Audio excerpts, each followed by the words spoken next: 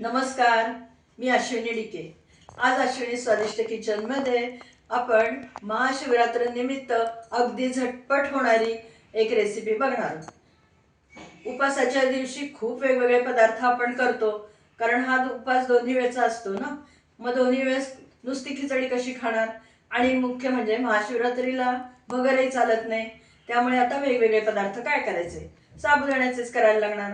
तर त्यामध्ये जरा विविधता आणली की छान वाटतं। आज आपण जे करणार आहोत त्यासाठी तुम्हाला बटाटे उकडायचे नाहीये, साबुदाणा भिजवायचा नाहीये, अगदी 15 मिनिटात पटकन अशी ही छान चटपटीत अशी रेसिपी आहे। साबुदाणा आणि बटाट्याचे पकोडे म्हणा किंवा साबुदाणा बटाटा बाईट्स म्हणा, आज आपण करतोय। पटकन साहित्य बघून घ्या, लगेच कृती करूया। आज आपण साबुदाणा बटाटा पकोडे करतोय, त्यासाठी मी इथे एक मोठा बटाटा साल काढून बारीक तुकडे करून घेतलेले आहेत। कच्चा बटाटा आहे। 1 कप साबुदाणा, तोही कच्चा आहे, भाजलेला नाहीये, भिजवलेला पण नाहीये। कोथिंबीर बारीक चिरून घेतलेली आहे।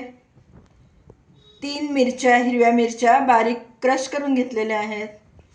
1 टीस्पून जिरं, अर्धा इंच आल्याचा तुकडा बारीक कट करून घेतलेला आहे। स्वादानुसार मीठ घालायचं आहे आणि 1 टीस्पून एवढी साखर। साखर ऑप्शनल आहे, आणि तुम्ही जर का जिरं आणि कोथिंबीर उपासाला खात नसाल तर ते सुद्धा स्किप करा। एवढ्याच साहित्यामध्ये आजचा आपला हा टेस्टी पदार्थ बनणार आहे। सगळ्यात पहिल्यांदा मिक्सरच्या भांड्यात साबुदाणा घालून आपण बारीक करून घेऊया।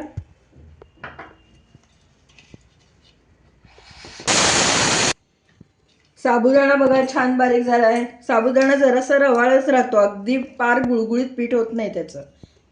आता त्यामध्ये आपण हे पाण्यात घालून ठेवलेला बटाटा घालणार आहोत। बटाटा पाण्यात घातल्यानंतर 2-3 वेळेला थोड्या थोड्या वेळाने पाणी बदलून घ्यायचं, म्हणजे काय होतं, त्यातलं स्टार्च निघून जातं। आता हे बटाटे आपण यामध्येच घालूया।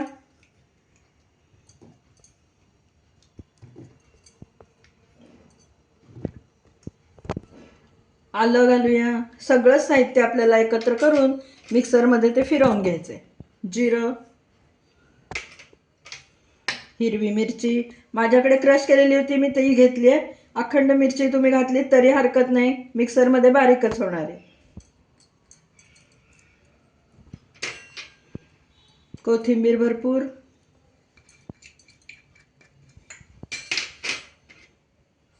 मीठ घालूया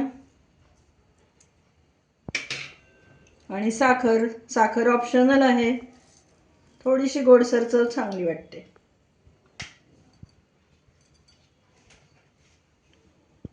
थोडं पाणी घालते, एक अर्धी वाटी।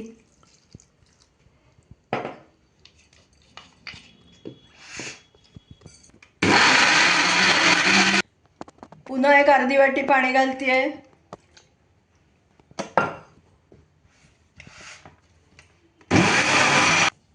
आपलं मिश्रण छान वाटून झालंय बघा। बाउलमध्ये काढून घेऊया। साधारण एवढं 1 भांड भरून पाणी लागलंय आपल्याला वाटताना।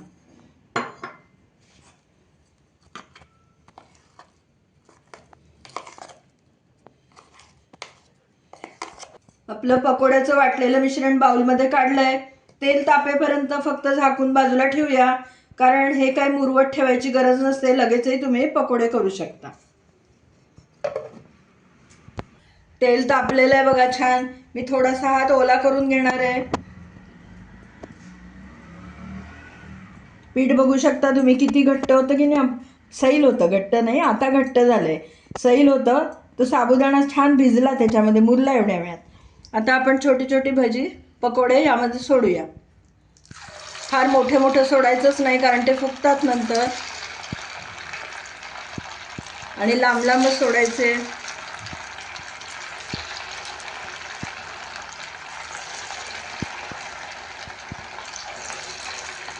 पकोडे सोडल्याबरोबर आपण लगेच त्याला झारा लावायचा नाहीये, थोडं ते सेट होऊ द्यायचं आणि मग झारा लावायचा।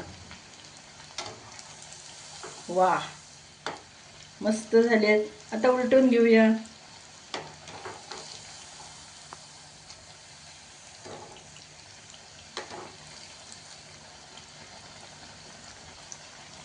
तेल चांगलं तापलेलं पाहिजे. कमी तापलेलं असेल तर भजी खाली चिकटून बसतील, पकोडे खाली चिकटतील कढईला. तेल चांगलं तापलेलं पाहिजे आणि नंतर मीडियम गॅसवरती आपल्याला ते छान कुरकुरीत तळून घ्यायचं आहे. छान गोल्डन कलर आलाय बघा आणि फुगलेत किती बघा, आपले पकोडे फुगलेत ना मस्त.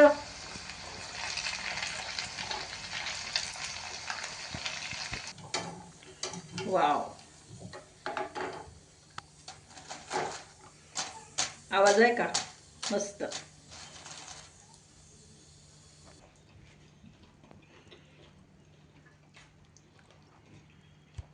याच पद्धतीने पुढचे पकोडे आपण तळून घेऊया.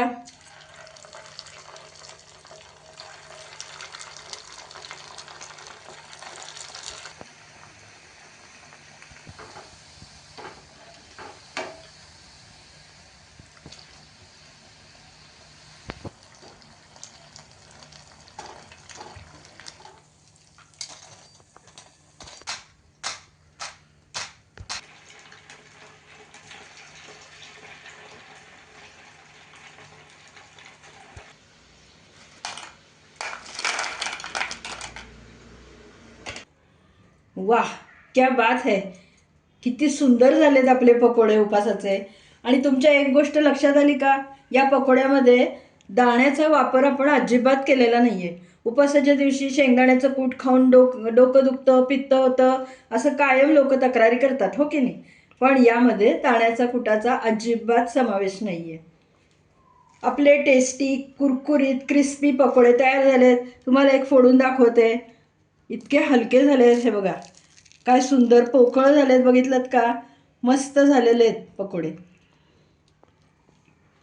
त्याबरोबर खाण्यासाठी इथे मी चटणी पण केलेली आहे. चटणी भाजलेले दाणे, कोथिंबीर, जिरं, मीठ, साखर, थोडासा लिंबाचा रस, असं सगळं मिक्सरमध्ये एकत्र फिरवलं आहे आणि त्याची ही चटणी केली आहे. पण खरं सांगू का तुम्हाला, चटणीची गरजच भासत नाही, इतके हे पकोडे टेस्टी आणि सुंदर लागतात. आणि संपतात तर इतके पटकन की काही विचारूच नका. तुम्ही महाशिवरात्रीच्या दिवशी नक्की या पद्धतीने साबुदाणा बटाट्याचा वापर करून पकोडे नक्की करा आणि मला कमेंट द्या. तुम्हाला जर आजचा हा साबुदाणा बटाट्याचा पकोड्याचा व्हिडिओ आवडला असला, ही रेसिपी आवडली असली, तर पहिल्यांदा पटकन व्हिडिओला लाईक करा आणि जास्तीत जास्त लोकांमध्ये लिंक शेअर करा. माझ्या चॅनलला अजून सबस्क्राईब केलं नसेल तर सबस्क्राईब पण करा आणि त्याच वेळेस शेजारचं बेल आयकॉनही दाबायला विसरू नका, म्हणजे मी वेळोवेळी पाठवलेली नोटिफिकेशन्स तुमच्यापर्यंत अगदी लगेच पोहोचतील. पुन्हा आपण नवीन अशाच टेस्टी छान क्रिस्पी रेसिपीसह लवकरच भेटूया. तोपर्यंत धन्यवाद.